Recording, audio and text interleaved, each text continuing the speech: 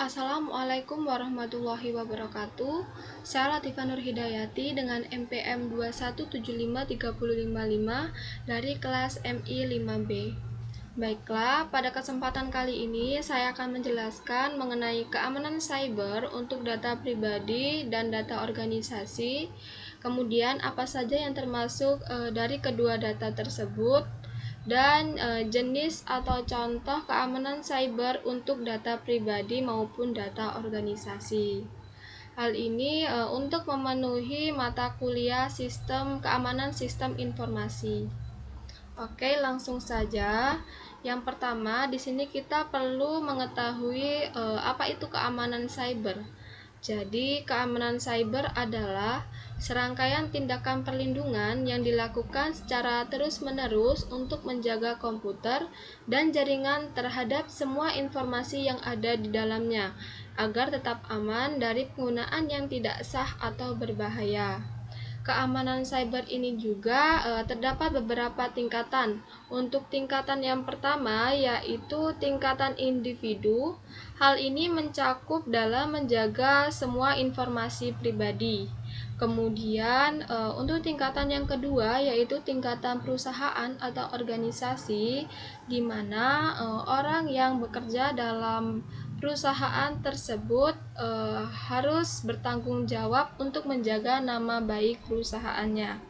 Kemudian pada tingkat nasional, hal ini mencakup menjaga keamanan negara dan kebahagiaan rakyatnya.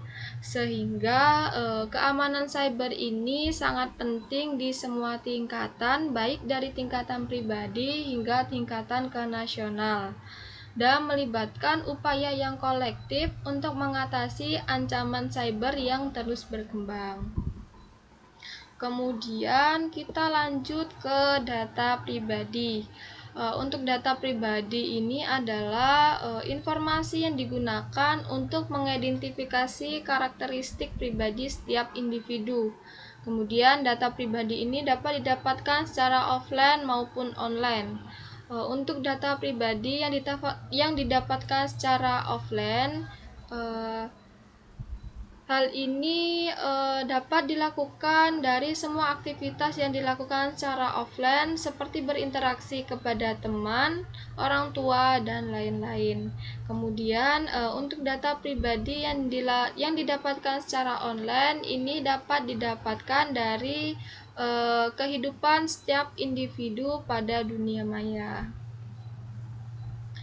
Oke, berikut ini adalah contoh dari data pribadi meliputi nama, alamat, nomor telepon, tanggal lahir, nomor identifikasi pribadi atau NIP, kemudian alamat email pribadi, nomor rekening bank, data keuangan pribadi, data kesehatan pribadi, data pendidikan, dan data pekerjaan.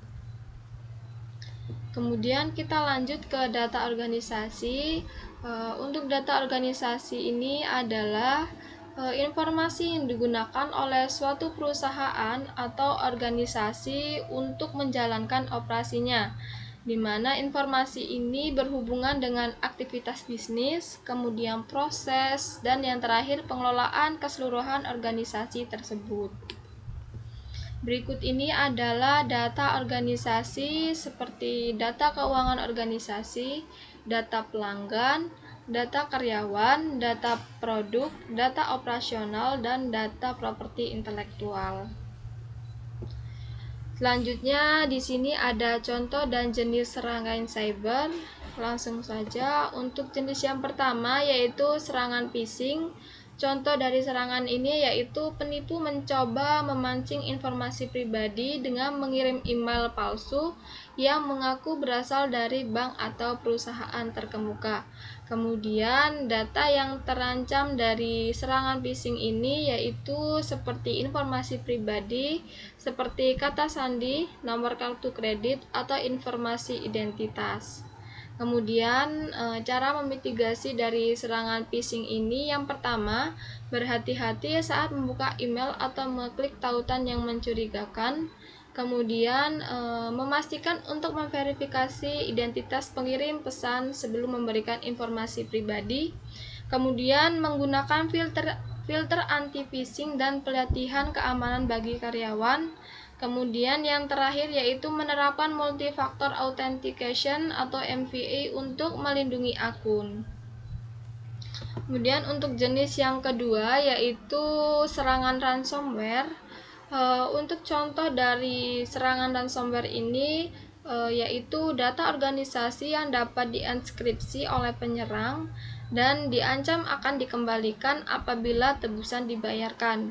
Kemudian data yang terancam dari serangan ini yaitu data organisasi seperti file penting, database, dokumen keuangan, catatan pelanggan, dan data bisnis sensitif lainnya.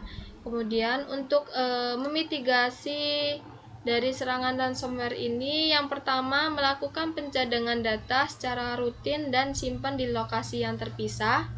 Kemudian melakukan update terhadap perangkat lunak secara teratur untuk mengatasi kerentangannya.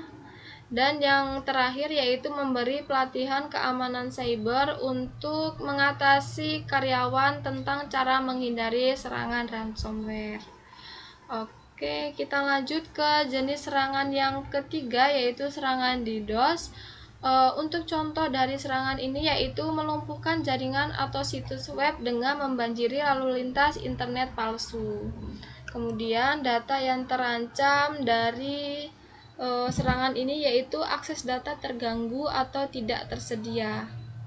Kemudian cara memitigasi dari serangan DDoS ini yang pertama menerapkan layanan mitigasi DDoS yang mampu secara efektif mendeteksi dan mengatasi serangan DDoS.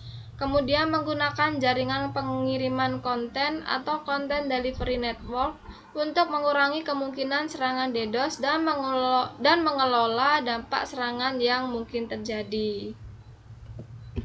Kemudian untuk jenis yang keempat yaitu serangan malware. Untuk contoh dari serangan ini yaitu perangkat lunak berbahaya yang dapat merusak sistem dan mencuri data. Ini dapat mencakup seperti virus, trojan, dan spyware. Kemudian data yang terancam dari serangan malware ini berupa data pribadi dan data organisasi. Kemudian cara memitigasi dari serangan malware ini yang pertama menginstal dan memperbaharui perangkat lunak keamanan termasuk antivirusnya. Kemudian berhati-hati terhadap lampiran atau unduhan dari sumber yang tidak dikenal dan jangan membuka jika tidak ada kepastian mengenai keasliannya. Kemudian menggunakan perangkat lunak anti-malware yang kuat untuk mendeteksi dan menghapus ancaman berbahaya. Kemudian untuk jenis yang kelima yaitu serangan peretasan atau hacking. Contoh dari serangan ini yaitu masuk ke dalam sistem atau jaringan dengan tidak sah untuk mencuri data atau merusaknya. Data yang terancam dari serangan ini yaitu berupa data pribadi, data organisasi, dan sistem. Kemudian cara memitigasi serangan peretasan hacking ini yang pertama menggunakan kata sandi yang kuat dan mengganti secara berkala. Kemudian menerapkan autentikasi ganda untuk meningkatkan keamanan. Kemudian memantau lalu lintas jaringan untuk mendeteksi aktivitas yang mencurigakan. Kemudian untuk jenis yang terakhir yaitu serangan man in the middle. Untuk contoh dari serangan ini yaitu penyusupan koneksi internet. Kemudian data yang terancam seperti data transaksi online dan data login. Kemudian cara memitigasi dari serangan ini yang pertama menggunakan koneksi aman dengan protokol HTTPS saat melakukan transaksi online. Kemudian jangan mengakses data sensitif ketika terhubung ke jaringan WiFi publik yang tidak dilindungi. Kemudian selalu melakukan pembaruan perangkat lunak dan sistem keamanan yang teratur. Kemudian memanfaatkan layanan virtual private network atau VPN untuk meningkatkan keamanan saat terhubung ke internet. Oke, untuk kesimpulannya dari penjelasan tersebut yaitu keamanan cyber ini sangat penting di semua tingkatan, mulai dari tingkatan individu hingga tingkatan nasional. Kemudian melibatkan upaya yang kolektif untuk melindungi data pribadi dan data organisasi dari berbagai jenis serangan ancaman cyber yang terus berkembang saat ini. Kemudian terdapat beberapa jenis serangan cyber yang dapat terjadi, meliputi serangan phishing, serangan ransomware, kemudian DDoS, serangan malware, serangan peretasan atau hacking, dan serangan man in the middle. Kemudian dari masing-masing jenis serangan keamanan cyber tersebut terdapat beberapa cara untuk mengatasi ancaman ini.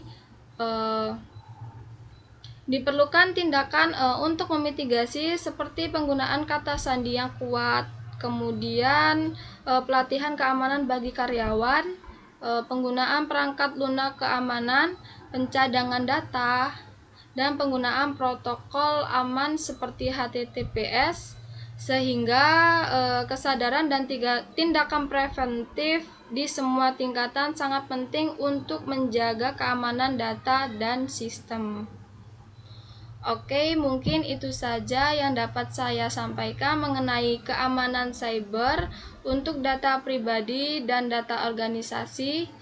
Kurang lebihnya saya mohon maaf. Saya akhiri. Wassalamualaikum warahmatullahi wabarakatuh.